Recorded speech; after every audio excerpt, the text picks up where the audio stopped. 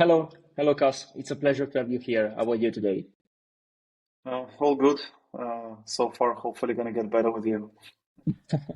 Nice, nice.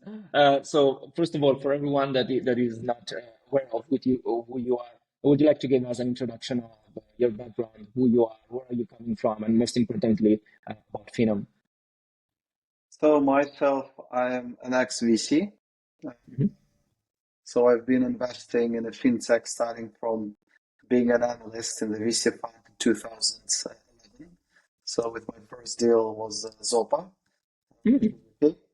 Uh, then in parallel, I've been growing professionally as a VC. But starting from 2014, I started actively engaging in different entrepreneurial endeavors. So launching one of the largest European genetic company, going forward with all sorts of stuff like uh, cosmetics, refrigeration Mhm. containers, building one of the largest earned wage access company. At the time, like around 2019, when I started finally making some exits from my entrepreneurial endeavors and also Mhm. obtained a little bit of carry from my VC path, then I said, okay, now I can afford to start start to make like a little bit risky bets, uh, Mhm. which drive me to launch Finom together with my partners. Nice, nice. That's very interesting. So I think that the kind of path that you shared is one of the most standard. Going from VC to actual founders. There are a lot of people actually doing that, but it's not exactly easy. Coming from the VC background, you feel like you have your shoulder covered under that point of view until you go as a founder and you actually need uh, to go solo basically. How was that experience for you? So I was to make that kind of transition. I would say it's happened naturally. I didn't follow it, but in 2000 like 16, I found myself Mm. actually wearing two hats for quite a while. So, and there is an app where you can track how you mention in different phones. So Mm. how you named, and actually like mine was like course investor, course capital, course genetics, course Genotek, course refrigerators, course something. And then I do understand there are like lots of people in the market that know me, but they know me in different, absolutely different, so like with absolutely different Different fields. personality basically. Yeah, yeah, yeah. I was doing different stuff. So, and it was okay for a while when I was like when I was below 30, I can, like working until 7 p.m. with my Mhm. VC endeavors, and then until the midnight, fixing the financial report for a company and trying to find what we're gonna do next, meeting with the partners and doing the next step. So it was happening naturally. So Mhm. it wasn't happening just because I like, hey, I need to make a transition. I'm feeling like that I cannot fulfill myself. So I did feel like that I wanted to try more. I did feel Mhm. that I want to experience like try business opportunities that I cannot experience as a VC. So there Mhm. is an opportunity. It's clearly not for the fund, but why can I go myself and try it out? So I started trying them here and there, and my wife always made a joke. So whenever you have free time, you come back with a new startup, and there was like all sorts of them, like 3D printing. Why it was like a thing we wanted to create something, or there was something in tickets, like all sorts of stuff. But if it didn't work out, like it was not a problem for me. Like Mhm. I was okay to okay, it doesn't work. Let's do something else. Let's try it out. So I figured out that actually uh, it was happening naturally. But then some moments in time, I just asked myself if actually this entrepreneurial journey is actually calling me so much, why do I Mhm. still do why do I continue doing the investments then? What's the point? I don't like it. I do it because it makes my paycheck, which is quite significant to be fair. Uh, and, uh, and but when I did some mining, some cash, and some exits, and also like small exits, of course, like few hundred Mhm. thousand euros, and also I started getting some carried interest from like, the VC activities that I was making. I said, actually, I can sustain for myself for now like 2-3 years. So, okay, I can go and take a risk. And to be fair, I needed that cushion. To be absolutely fair, I I understand. spent it completely. Nothing left. Yeah, I mean, it also makes a lot of sense. You know, you can take a little bit of more risk if you have your shoulder covered. But not everyone can actually make that jump, you know, without anything to land on. So makes a lot of sense, to be honest. And uh, how was, you know, the first part of that experience, you know, actually launching Finom in the very early stage? Yeah, no, I'm gonna have a step back. So my first experience, like the real experience, was with a company called Genotek, which were Hmm. doing genetics. And So totally my different things, Yeah, actually. totally, so absolutely different. Like happened by accident. It's actually from drinking with my Hmm. partners for like that. The way when we decided for me to join this company was that with one of the founders, we just get lost in a bar until 5 a.m. When my wife, who had been pregnant, was calling me in the night and my phone was completely off. So she knew that I'm with with my future So partner. she knew you were funding another startup for sure. Yeah, and basically she found his phone 5 a.m. Like she get to him. He's actually like started screaming at me immediately. Like, where are you? I said, I'm joining Genotek. So so that was the first experience, and it was quite a painful experience. We were in a technical bankruptcy for like 5-6 times. Wow. I took a mortgage twice in order to pay the bills. I've been crying on my couch for a few nights because I thought we're not going to make it. So it was a very tough experience. And like whenever someone says, "Hey, I just a 6 month left of my cash flow," I'm so stressed. I'm like, guys, 6 months of a cash flow, it's incredible. It's like A lot of whole time. new world of opportunities like ahead of you. So yeah, so it's actually increased my risk tolerance a lot. Yeah, I can understand. I mean, how did you actually came out of that kind of experience? I mean, you were able to sell the business, you went bankrupt and you start I again? I partially exited Hmm. to like large Romanian pharmaceutical company. Oh, So cool. the company is still active. The company is still live. I just sold my stake. Very nice. But I totally agree with you when you say that it increased the kind of level of, you know, pain tolerance that you have, you know, those kind of situation where you're under a huge amount of stress, they actually forge you a lot. And you're able to do a whole new level of things when you actually came out. So that probably gave you the kick to actually start So Finom. yeah, yeah, Yeah. yeah, yeah. So the story with the Finom is quite. I also say it's gonna be pretty interesting. So my partners before starting Finom, they've been founders at first of all they were like the top managers at Sberbank, one of the largest like global banks and the largest Russian bank. Hmm. So they've been leading SME division there. After they launched top three digital SME bank in Russia called Modern Bank, that I Hmm. was following since 2014, since the launch, and I was very actually admired this business and the guys. And in 2019, when I started thinking about the Finom opportunity, I came to them saying like, guys, I'm looking to launch an SME bank for Europe. Would you join me as advisors? Because I needed an advisors because they were pretty experienced. And they Hmm. answered, no, we're going to be your partners. So that's when we started thinking about how to make it real. Nice. So you already have a you already had a partner in place as soon as you were starting to thinking about it. So it's a good start. Yeah, yes, it was. It's a solid partnership. So Hmm. so I would say the level of resilience that been built because of the four founders that actually each of us is capable of doing a lot of things alone, but Hmm. basically having working four of us and the guys been working with each other for the last like 15 years, it's actually building a great resilience. So we've been through a lot, through like all that, like the lots of crisis. So Hmm. I think that allowed us to achieve much. I can understand. And yeah, let's say why that kind of change? I mean, you were coming from genetics basically, or let's call it pharma.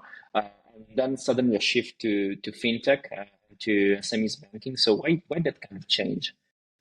So I don't come from genetics. So basically, it was like I was investing in a fintech as a Mm-hmm. VC, but there was also like different opportunities, like randomly coming and going, just people, and I just wanted to explore more opportunities because just what like sounded exciting, sounded interesting, and I wanted to touch it. But then about like then I started getting closer to 30, I understood that. In order to build a solid understanding of a segment, apart from the fintech, I need another 5 years. Mm-hmm. So as a VC, I was investing only in fintech, and we invested in raising. There was investment in lending club, and lots of good companies. But then I said that actually fintech is a huge market, a lot of understanding how it works. So and also like, why do I pursue my entrepreneurial endeavors in other sectors? So that's when I said if I'm going to launch something, it's going to be fintech. So you actually decided to go in that direction. It wasn't Yes, like, yes, yeah, no, that's yes, very yes. interesting. To Um, be fair, I had three ideas. So one of them hmm, was which one become Finom. Another idea that actually started scaling earlier was earned wage access company, which hmm, is actually still alive and profitable and strong. And another third idea was like to like invoice factoring to a hmm, sense, which didn't fly. hmm. So when I decided to make this shift, I actually created three ideas that I thought is going to work. Uh, one of them did work indeed, which is Finom. There was a whole, let's say, trend about invoice factoring for a while, I think, in that period, and there were like multiple companies trying to validate that and to launch that. So I still remember that period of time, to be honest. I got pitched that idea, I would say at least 1,000 times. So it was, Especially in Italy, by the way. In Italy, it was a yeah, big yeah, hype yeah. for Yeah, a while. because of the amount of days that we have since invoice and payoff. Like we have, I And think that after Argentina, we are one of the highest one in the world. So it's like what's the 100 days. relationship between Argentina and Italy? I Who really can don't know. imagine? We really love football, so that is a point. But apart from that, invoice is a mess. So it's it's kind of a, I get the point, let's say. But yeah, I would love to understand a little bit more. How do you run things internally? Like I've been recently speaking with the CIO and founder of Vivid Money, and we had this kind of conversation about on how you structure your team internally. How do you work on things? You know, for example, you recently launched I think it was last year that you launched Italian IBAN, but you also expanded a lot more recently. How do you actually run those kind of things internally? So you have a dedicated team to a dedicated project, or you have a more horizontal infrastructure, let's say. So we have a matrix structure within Finom. Hmm. So basically, there are strong functions that are actually responsible for the quality of people within those functions, and actually Hmm. to the ability to have the resources needed to do the job. And there are domains. Domains are cross-functional teams that are actually working in order to achieve certain goals. And within those domains, that actually they can fall to the smaller subdomains in order to achieve smaller goals within the big domain. Hmm. So it's matrix, uh, and it allows us to have more alignment within the team. Uh, we don't follow the same rules as with the Vivid, where they have super small teams. So Hmm. smalls are reasonably bigger. Those we don't run for doing a lot of stuff in battle. We're more focused on doing the things that we do think important and get them to the perfection. Hmm. So we do think there are some like key areas of our focus and expertise where we should deliver top class internal or external results. Hmm. So you focus more on the quality instead of the, let's say, Yes, number of product, number of feature. Okay, now that yes, makes yes. sense. And if we do something with a lot of focus. So if we Okay. launch lending or accounting, it actually becomes a big thing for the like. First, there is a domain that's Hmm. building that, including the people from the different departments. but also all team do understand that as a focus and they do support it. And you're still very much involved in the day-to-day operation, like you want to have the last word on the kind of product that you deliver, or you focus more on the strategic level at the moment?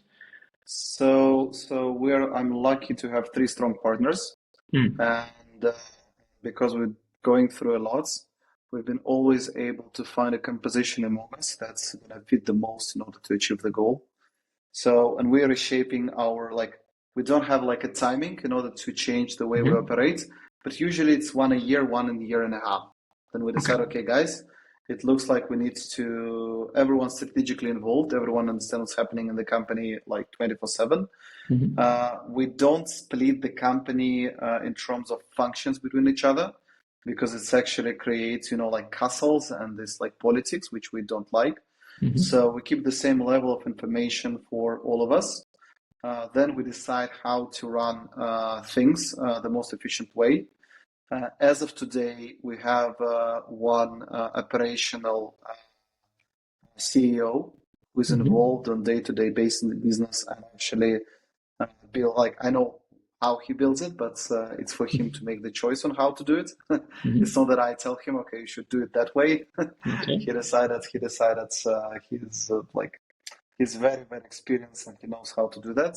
While personally, I focus more on the strategic matters and keeping, allowing myself a little bit more entrepreneurial role within the company. Okay. No, that makes a lot of sense. Mostly taking consideration that let's say I've always thought that if you hire someone to lead your company, if you are let's say a CIO or an operational CPO or something like that, you should leave them a little bit of freedom to take their choices. Otherwise, it doesn't make sense to have someone with experience and with talent if you tell them what to do. So I think it makes a lot of sense to have them free to take their decisions until a certain point, of course. One thing you also need to remember that you are yourself also has a certain level of expertise. So you shouldn't delegate the pieces that you are going to be solely responsible for and where you're good at. So if you're good in business development, keep it to yourself. Or in our case, if you're good in product, you still need to have a super strong overwatch of a CEO within the product. So the CEO or the key person in the organization need to have a very strong core expertise in the things that are focused. The company is focused. So because you need to be in the details and you need to understand what's really happening there. So, and that's why, because different expertise is required in different times of period of organization of the company. That's why we have this 4 founders model when we reshape depending on the needs. Yeah, I get the point. I mean, you cannot, let's say, lead certain kind of operational verticals if you don't know what you're thinking about. So you need to have that kind of experience to move on. So yeah, that makes sense. Let's circle back about the latest development. So you recently raised the round. It's not around. It's not around. Okay. Yeah, I heard you told me before, and I did this mistake twice, so it's okay. It's a very good point. Let's say you raised capital, even if it's not around, is through financial instruments. I wanted to understand your experience in raising money in this kind of environment. So we are coming from a very tough environment from the VC perspective, or let's say from a financial perspective. And most importantly from interest rates and liquidity point of view. So I wanted to understand how hard it was to actually raise money in this kind of environment. Amazing. Man, comparing to 2022, it's just amazing. It's just woo. So seriously, this is one of the best answers that I ever get, to be honest. Yeah, just a matter where you came from. When it's just really dependent, of what you experienced before. Because for my first experience is coming from the Russian market, where there's no capital generally now. Just it's not existing. Even then it was tough. So just think with your own hat and go for profitability as soon as possible. Hmm. Then we were in 2022 when we were like running a fintech, which was absolute disaster. Yes. And we missed 2021 completely. We just missed That it. was the best year ever for a fintech, from a fintech to And we raise missed money. it. And we missed it, unfortunately. And 2023, we started the fundraising in October, Hmm. or in September. In November, we signed a term sheet. 22nd of December, we signed. Mm. So I think it's just like now it's perfect. Like I do understand like that's a lot of VCs still off the balance, so Mm. they not quite understand what they are looking for. What do they want? They don't have a thesis. They have a formal, so they're like trying to get their ground on the valuations, the types of Mm. businesses to invest in generally. And I would say, I don't know, like I'm not a market expert, but I feel that maybe about half of the market is a little bit disbalanced in order to make decisions. Mm. So it's tough for them. But generally, there's another half of the market that actually can make decisions and have their like clear interest. They take those decisions. That's it. So I would say comparing to 2 years ago, just perfect. Never been better. It's amazing because I would say I agree with you because it's mostly based on the kind of experience that you had, coming from raising money in 2022 or even a little bit after, that would have been, easier for sure. But there are a lot of people that actually raised money in 2020 and 2021 that are actually in the opposite side of this kind of spectrum. So it really depends where you're coming from. Again, it's talking about resilience and the kind of level of pain that you can tolerate in this market. Yeah, and I don't. I think maybe we'll see a little bit like reshift about the who are the tier one names on the market in terms of venture Mm. capital. We may see it in the next couple of years, but yeah, I think the market is fine generally. I Mhm. don't.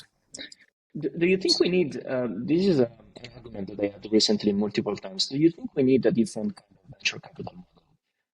Because we tend to see different, let's say, for a long period of time, the venture capital model was always the same. The usual 2 or 4 management fee, the 20 carry, investing on what is trending, trying to invest in the best ideas, and that was basically it.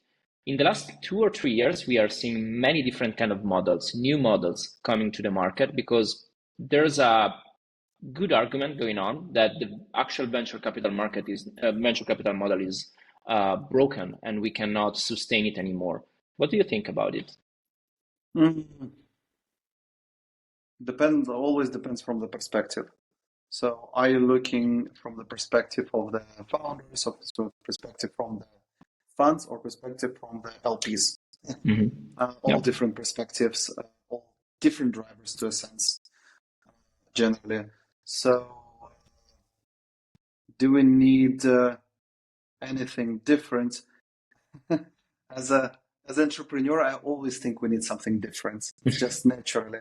Yeah. So I do think there are lots of creative and interesting. So first of all, I would say that if you follow a venture game, uh, Hmm. follow the venture game and do understand your boundaries. So, Hmm. so some an obvious thing to say is that we are a VC, but we're different because we're taking a larger ownership and we do try to like navigate what the company shall do. It's a very bad type of change for the VC firm for the reason Hmm. that you don't have the depth and understanding of a situation in order to navigate company and say what to do with it in the environment that changes very, very fast. Also, all the internal like shifts happening because when you're Hmm. doubling the company in size, like you need to be very flexible and fast in terms of how you operate with the team. And if you say the guys turn left or turn right, it's not going to work with you. Yeah. So I don't think that's in the sense saying like the VC should get more involved into the businesses. I wouldn't say that. Hmm. Though what I can say and what I do think that's inefficiency that I see. So one inefficiency that I definitely can see is you have some VC fund have 5, 6 investments in biotech or fintech, and they say we're experts in fintech. You are not. That's the truth. And they create their funds following some kind of a strategy with their first fund or the second fund, which they had a thesis of. Again, it could be a thesis about the size of the deals. For example, that are used to no capital in Europe for the Series B stage, and you can actually build a fund investing in the Series B. Then there was a chance for, I don't know, like quantum computing or AI being on a hype. You invested there, you made money, you made a return, and then you raised another fund with the same topic, and it doesn't make sense. So what I do think that actually the next, like the fund should has an idea in terms of what it's following and what's its like strategic plan, or again, I would even call it entrepreneurial plan, because as a fund or a manager of the fund, you're still entrepreneur, like you're a capital entrepreneur, it's called that way. And you need to have your entrepreneurial plan, entrepreneurial risk, an entrepreneurial idea. And I do think that if funds would have some kind of a thesis for each of them, it's going to be more interesting and more rewarding for them. And it doesn't mean, and another thing, the idea shouldn't be for example, like we do everything as we do before, but now we invest on the AI. It could be another idea. We go to the SaaS, which nobody investing right now, because everyone says SaaS is that. We're following what do founders fund or A16Z, and we're going to do everything that they do, and they turn their money, huge amount of money, to all AI, hype, valuations, and everyone is like, hey, we do it as well, we do it as well, we do it as well. We're like that. And it's fintech in 2021 again. Take another turn. Like say, guys, double down on the software and make it a thesis. Raise a fund. Nobody is there. You're going to get the best deals. You're going to get the best companies. But so I would say the thesis based on your like macro assessments is the right way generally. But that's general. That's what I see from my perspective as of today. But it's very interesting because there's no, at least in my opinion, there's no real winner in the market. Of course, with the exception of a couple of big names that have always invested in the best company, you know, the Sequoia and everyone else that usually do very good. But everyone else is still, in my opinion, looking for the perfect fit or the new model that is going to be the good one, because there's still this kind of problem in the market. You know, it's always the same cycle as you described. There's a trend, there's an hype on a specific vertical, on a specific tech, and everyone is going there. And there's no idea behind it. It's just, you know, let's put the money where the money is already. So it's kind of a problem if you look at it long term, because it's going to create the same situations. Yeah, and that's actually there are lots of capital games that happening because of that. So, for example, in order to win all deals, you should have a brand and lots of money.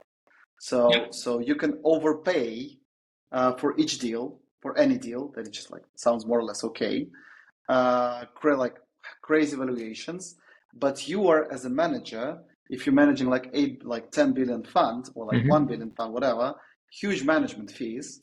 And if you are successfully returning high single digit number, you're doing great. You just need to be consistent, because in a nutshell, you're a money allocator.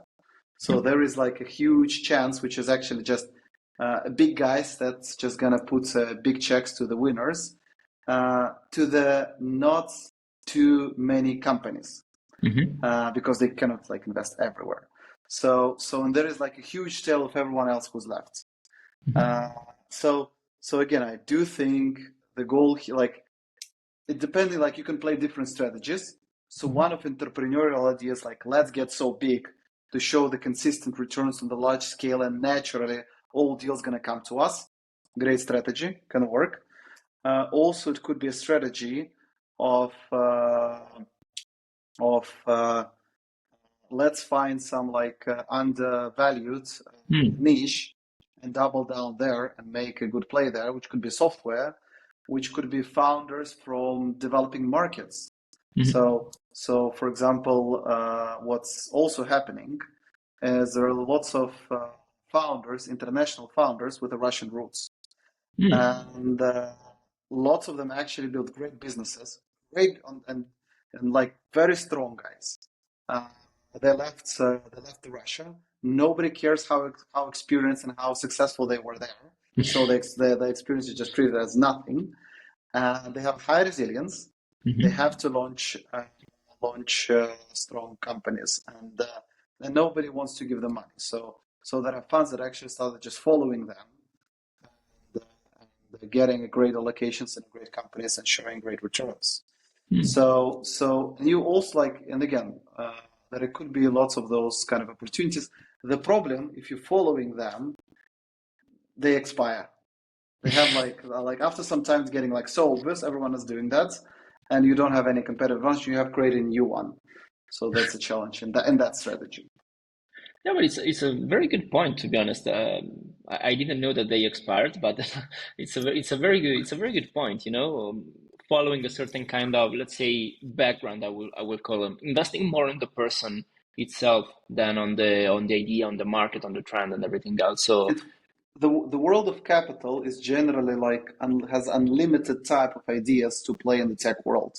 You just need to find your space, and that's it. For example, we didn't like do a deal with them, but there is, for example, a very strong fund in the fintech called Apis. So they don't do a lot of deals. They don't overpay. They do know fintech through and through the whole of the world. And they just tell you, okay, like we know your model through and through in advance. So this is the valuation that you would get in any time you want.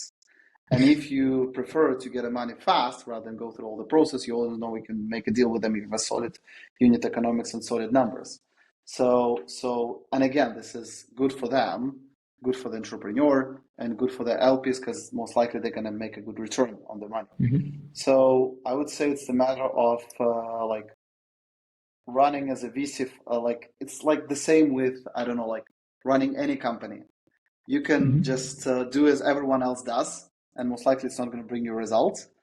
Either you can have your entrepreneurial idea, and either this entrepreneurial idea is good and you're going to make a lot of money, either it's shit and you're going to lose a lot of money.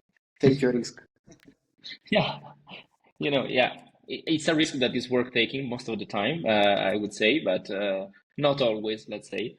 But yeah, let me come back a little bit on the market itself. Let's say we've been discussing fintech in 2021, fintech in 2022, fintech now. I wanted to understand your point of view on the market right now. Let's say your takes on what is the current development, the current status of the market. So we saw many different trends in this market. We saw the trend of digital banks. We saw PFM for a certain period of time. We saw payments. We saw many different kind of models and many different kind of new techs coming into financial services. I wanted to understand what's your take on the market right now. Which are the main technologies or main trend that you are following right now, and how do you see the market in 2025? I have so many angles. So Good. so let's say first angle is developing markets and developed markets. So first of all, developing markets and developed markets have a slightly different trends. So developing markets going to follow the opportunity of companies like Kaspi or Nubank that will emerge there.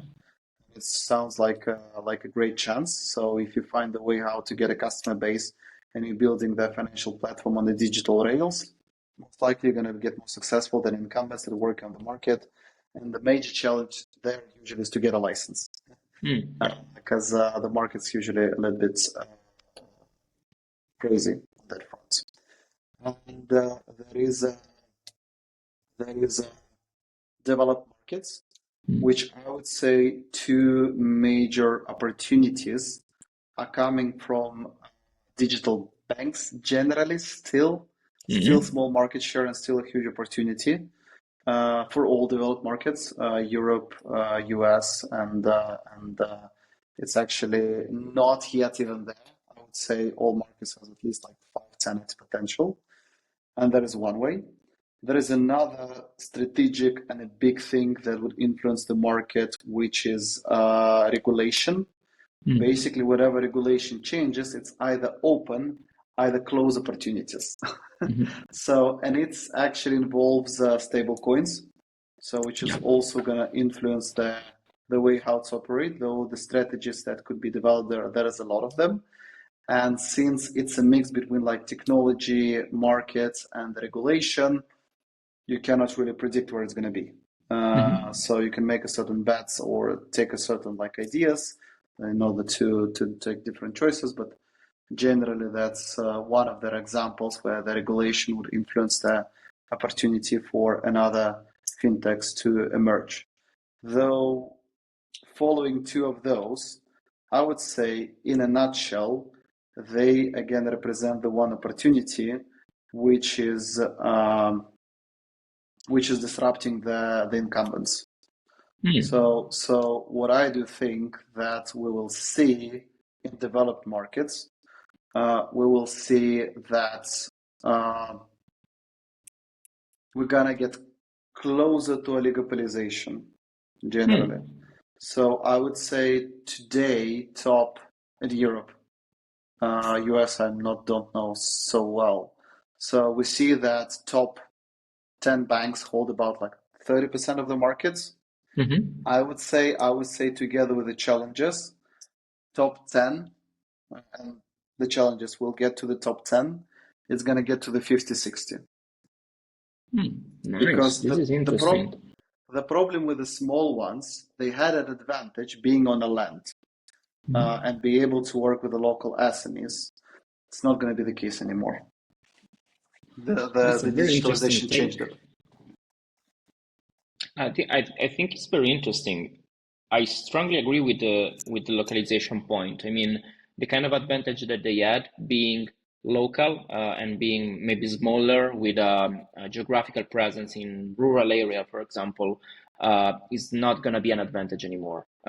Probably not short term. So it will take a little bit of time, in my opinion. But I agree with this point. I mean, I see those kind of SMEs looking in the web for, loans, for financial services, for accounting services, for all of those kind of things that were, probably going to the bank before. So and it's going to come from all different ways. So it can come with the companies that are focusing on the big corporations, the companies that are focusing on the small ones, the companies that are focusing on consumers as well, to a sense. And what we will see that, first of all, challenges would lead the way. Challenges would start actually getting the market share.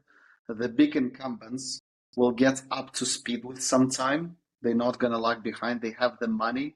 They have the technology. They have the scale, brand, technology in order to get up to speed. But all the small ones, they don't have the capital, and their ability being local is no longer an advantage.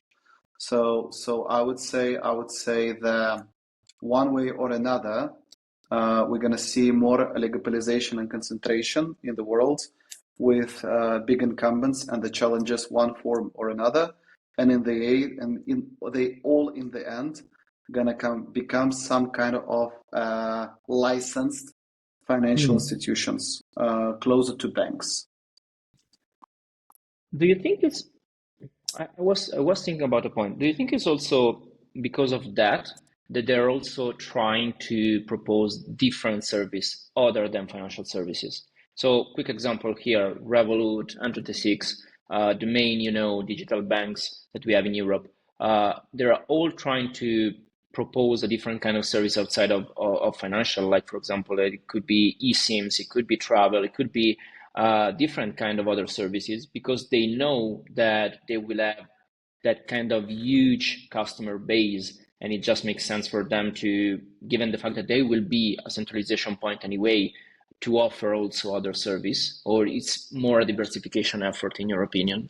It's not diversification effort, it's just natural Mm-hmm. development. So what's it's just, it's a little bit funny because this is eSIM thing, which is a big thing now. Mm-hmm. It was already proven by Tinkoff already like 7 or 8 years ago. So it's funny in a sense that patterns are the same everywhere in the world Mm-hmm. in terms of the usage. Why such happens that banks match so good with travel? I don't know. I just really don't know. I just don't know why those things match with each other, and there is like millions and millions things that actually Mm-hmm. banks would like offer to like or financial services try to offer you, and it doesn't match for some reason. Mm-hmm. And I don't have a good explanation here.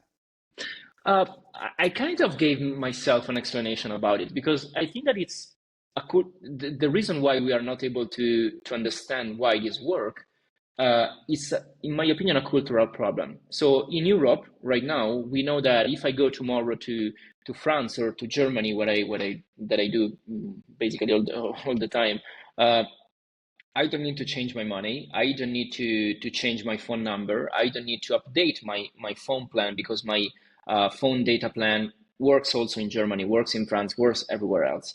But if you step outside the European Union, that problem is still very much present. If you go to another country, you need to have different kind of currency, different kind of mobile data, different kind of many different kind of things in order to do the usual day-to-day that you do. Even for a short vacation, 1 week, you go to, I don't know, you go to the US, you're gonna need a different kind of mobile service, different kind of currency, all of those kind of things. And I think that for the bank, it just makes sense to, because they're already providing one of those services that is a currency, it makes sense for them to provide everything else that you need to travel. Because until a couple of months, let's say, until very recently, there were a huge amount of people working abroad, traveling abroad for vacation, all of those kind of things. Maybe now not that much anymore, but it was a thing in my opinion, a topic that was making sense. But why Facebook would do the same? Would you use it? It could. I don't Yes. know, So probably not. why?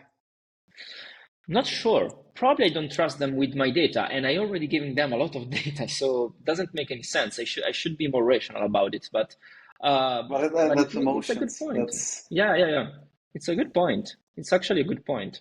Maybe you let's say you emotionally trust the bank more because they say, "Oh, there are those big institutions. They have all my money." That is actually not true. Uh, and so I can just trust them with everything else that is less important than money. And then you trust someone that is in another country with all of your data without even thinking about it. It's kind of not very rational, but it's a very good point.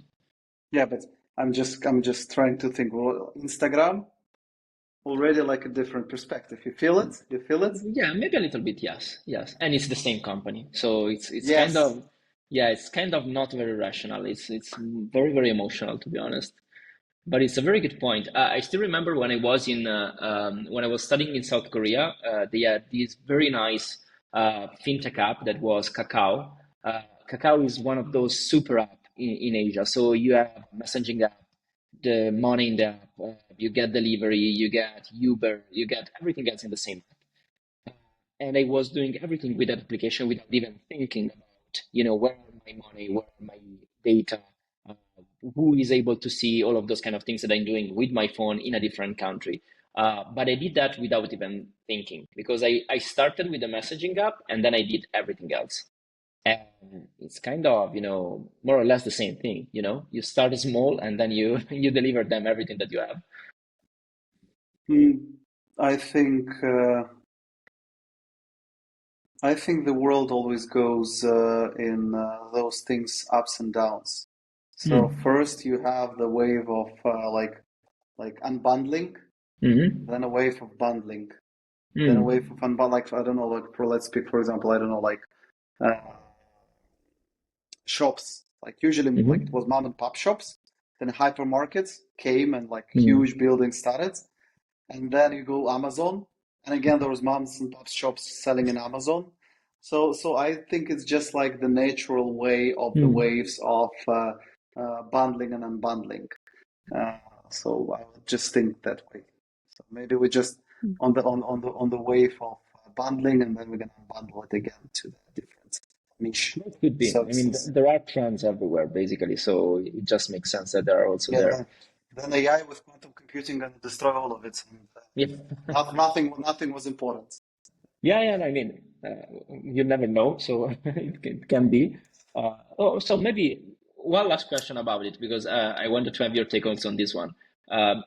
What do you think about the impact of AI on financial services? And first of all, are you using that right now in Finom? Yes. Like we have a couple of internal agents that actually replace about like 40 people, I'd say, as of now. We do Wow. have like AI accounting, which is not just like a software; it's just like an AI that's able to do the last mile, and able to do a lot. Uh, the the problem with AI it actually changes so fast that there is no interpreter, like there is no expert that can actually say what is going to look in 3 years. The tools are changing every 2 months even. Yeah, it's crazy. So so I would say it's my gut feeling is this AI wave. It's maybe a little bit the same wave as we experienced in the beginning of 2000s with the .com and everything is possible. We still struggle with the final values that's to deliver for the customers, but it's just a matter of time. So and the ecosystem is much more developed, and this infrastructure is much more developed. So it's not going to take like 10 years to emerge, but maybe 2-3 years. But I'm pretty sure AI has a lot of disruption technology wise, and also it will create the new models that were not possible before. So it's just huge. It's just like the way of the wave of .com or smartphones, whatever. And I would say it's tough to predict what kind of Yeah. companies will emerge from that. Yeah, to be honest, I'm really looking forward for the opportunities that it can bring.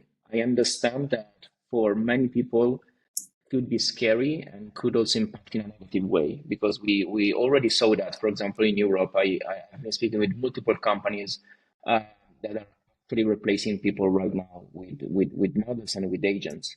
So I understand that it can be scary, but at the same time, if you think about the positive side of things, if you think about the opportunity it can create, um, it opens up a world of opportunities. So, but again, I agree with you. It's very, very hard to understand and to predict what is going to be, because it's so impacting that it's so hard to do. So I would say for the founders, just be ready to destroy everything you've been building for the last few years and start it over again. Well, that's a very good point for them. I can wait them for I can wait for them to actually hear this and say, okay, let's delete some code. Yeah, maybe not the code, maybe approach, maybe people. Like Yeah, it's a little bit so fundamental that maybe your business model is not going to exist in the next 5 years. So you have to adapt. that's a good point. Good, because it was a real pleasure to have the opportunity to speak with you. It was a very, very interesting conversation. Thank you again for joining. You're a great interviewer. So I believe if you continue doing what you're doing, you're going to be really, really successful. So really Thank you very much. enjoy Thank the you. call. It was a Thank pleasure. you. Thank you. Bye bye. Bye.